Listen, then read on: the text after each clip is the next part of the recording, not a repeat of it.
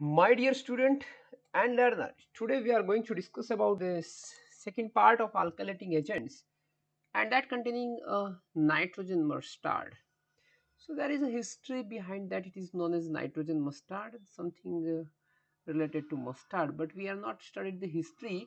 यहाँ पे हम मेडिसिनल केमिस्ट्री में आए, तो पहले आप ये कर दीजिए, जो नए लोग आए हैं उसको गुजारिश है कि ये पहले सब्सक्राइब कर दीजिए और एक घंटी बजा दीजिए। तो क्या होगा कि मैं यहाँ से नया वीडियो बनाऊंगा, यहाँ से मैं जैसे ही घंटी बजाऊंगा तो आपके मोबाइल की भी घंटी बज पाएगी। ठीक है, तो चलते हैं आगे। क्या है nitrogen mustard? So that thing is first is compound containing nitrogen, this is very clear, and the name of this compound is chlorambucil cyclophosphamide mlechloroethamine melphalan thiotepa busulfan. So if you remember in such a way, then you can easily busulfan thiotepa melphalan mechlorethamine cyclophosphamide chlorambucil. So the today I give you a general mechanism of a nitrogen mustard की क्या होती है वो, ठीक है। So the chemistry is nitrogen mustard basic structure. देखो यहाँ पे नाइट्रोजन मस्टार्ड का बेसिक स्ट्रक्चर बताया हुआ है। This is nitrogen. यहाँ पे दो चीज होती है, एक आर और एक लॉन पे। This is alpha and beta. Beta positions पे यहाँ पे भी Cl है और यहाँ पे भी Cl है। आप ऑर्गेनिक केमिस्ट्री में पढ़ा हुआ होगा कि alkyl halide gives nucleophilic substitution reaction either SN1 और SN2। तो उसके बेसिस पे कुछ भी पता न चले तो आप सोच लीजिए कि halide is a good leaving group. यहाँ पे 20 लिखा हुआ है। when we have such a group, two groups, beta halo alkyne, big or branch group is 2, then we are not using, यहाँ पे हम डाई यूज नहीं करेंगे, हम बेस यूज करेंगे, that is amine. So let us see what happened in that. Nitrogen mustard differed in nature of the third group are attached to the amino nitrogens. So the chemistry more or less related to this R. ये R कैसा होगा उसके basis पे उसकी distribution, absorption, pharmacokinetic इसके पे depend करता है। सो R कैन बी एलिफेटिक भी हो सकता है और एरोमेटिक भी हो सकता है। दैट वी विल सी इसमें क्या होता है और कौन सा अच्छा है।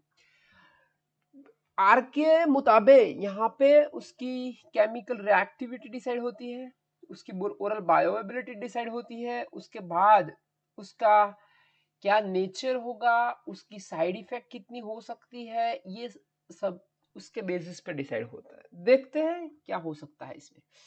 तो स्ट्रक्चर में बता दूं, देखो ये क्लोरोइथामाइन है। देखो ये स्ट्रक्चर सभी नाइट्रोजन मस्टर्ड में होगे और होगे ही। तो यहाँ पे आर क्या आया, मिथाइल, तो उसको बोलते हैं मी क्लोरिथामाइन। मैं यहाँ पे सिर्फ आर के मुताबिक ही राउंड करूंगा। ये मुझको लगता है थोड़ा बहुत फिनाइल एलानिन जैसा, थोड़ा बहुत। सो आई कैन से मेल्फान एलानिन लगता है। ये यहाँ पे एलानिन आप देखोगे ना तो लग पाएगा। ये तो सब कॉमन स्ट्रक्चर है। देन वी हैव साइक्लोफॉस्फामाइड, तो ये मेरा आर हो गया। ये साइक्लोफॉस्फामाइड साइक्लिक है, फॉस्फोरस है और उसमें अमाइड है। क्लोराम्ब्यूसिल, ये हुआ मेरा क्लोराम्ब्यूसिल, तो ये फिनाइल हो गया थोड़ा बहुत। एंड ब्यूटेनोइक एसिड 1 2 3 4, ये हो गया ब्यूटेनोइक एसिड, तो उसको बोलते हैं क्लोराम्ब्यूसिल। ठीक है, लेट अस सी बुसल्फान। बू आया means butane 1 2 3 and 4। This is unsymmetric compound. ये सल्फेट है, यहाँ पे मिथाइल आया हुआ है। तो इस तरह से भी आप याद रख सकते हो। Then thiotepa, thio means it's related to sulphur, and we have 3 aziridine ring. This is known as a thiotepa. So let us see, ये सब स्ट्रक्चर है। इंडिविजुअल हम नेक्स्ट वीडियो में देखेंगे, पर अभी देख लेते हैं कि कैसा होता है। ये मैकेनिज्म बताई हुई है। देखो सभी ही जितने भी हमने अभी तक स्ट्रक्चर देखे हुए हैं, इस सभी स्ट्रक्चर में ये पार्ट तो होता है, होता ही है। उसका मुताबिक ये हुआ कि यही रिस्पॉन्सिबल है रिएक्शंस देने के लिए और अल्काइलेटिंग इफेक्ट देने के लिए। आर तो उसकी फार्माकोकाइनेटिक डिसाइड करता है, उसकी कितनी एक्सटेंट से साइड इफेक्ट हो सकती है वो डिसाइड करते हैं। देखते हैं, तो पहला क्या होगा कि ये हमारा लिविंग ग्रुप है, तो ये यहाँ से निकलने वाला है, तो यहाँ से कुछ लॉन पेयर बनेगी। ये देखो ये हो गई लॉन पेयर। अभी ये लॉन पेयर जाके यहाँ पे अटैक करेगी, क्योंकि ये इलेक्ट्रॉन नेगेटिव ग्रुप है और ये इलेक्ट्रॉन पॉजिटिव ग्रुप है, तो ये एक टाइप की एसन रिएक्शन है। और हमें हमारा ड्रग में ही एजरिडिनियम आयन बनता है। मैं आपको बता दूं कि यहाँ पे प्लस चार्ज आया, प्लस चार्ज आया, उसका मतलब ये हुआ कि उसकी स्टेबिलिटी डाउन हुई। कोई भी मॉलिक्यूल और मनुष्य स्टेबिलिटी बढ़ाने के लिए ही बढ़ता है, तो यहाँ पे उसकी स्टेबिलिटी डाउन हुई, तो वो क्या करेगा कि मैं कुछ भी करके ये प्लस चार्ज रिमूव करूं। तो प्लस चार्ज रिमूव करने के मुताबिक वो टिश्यू में जो न्यूक्लियोफाइल होगा उसका कॉन्सेंट्रेशन यहाँ पे होगा, ये और ये जुड़ के कुछ अच्छा सारा बना देंगे। क्या हो गया? ये न्यूक्लियोफाइल मींस क्या है पता चला, ये हमारा बॉडी का पार्ट है।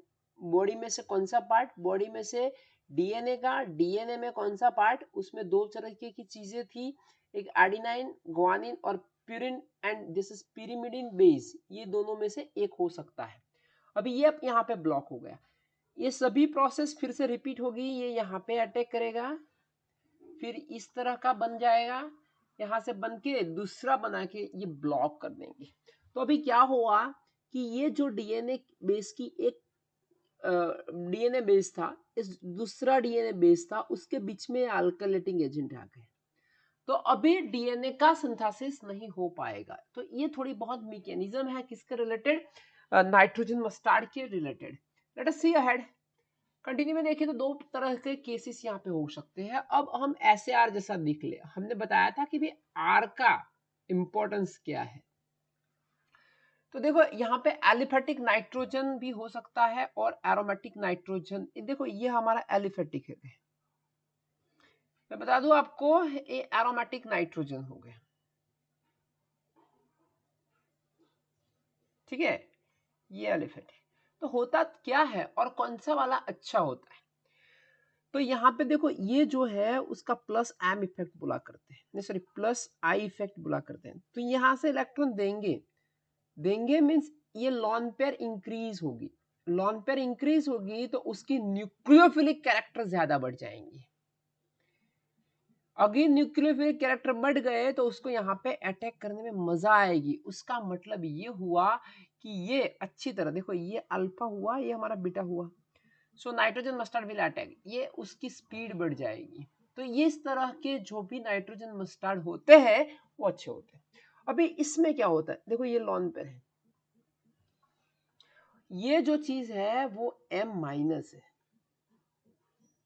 तो ये यहाँ से लॉन पेयर को उसके सिस्टम में स्टेबिलाईज कर देंगी। यहाँ पे लॉन पेयर रहेंगे नहीं, यहाँ पे अटैक कर पाएंगे नहीं बीटा प्लस पे, उसको करना ही होगा अटैक, तो ही एजरिडिनियम आयन बनेगा। देखो conjugation with the mustard nitrogen, देखो ये मस्टर्ड नाइट्रोजन के साथ क्या हो गया भाई, कंजुगेशन हो जाता है। तो कंजुगेशन होने के बाद क्या होता है, स्टेबिलाईज द लॉन पेयर। ये लॉन पेयर का रोल मेन है, लॉन पेयर ही जवाबदार थी यहाँ पर, रिस्पॉन्सिबल थी अटैक करने के लिए। अभी वो ही स्टेबिलाईज हो गई तो उसको अटैक करना ही नहीं है, तो क्या होगा,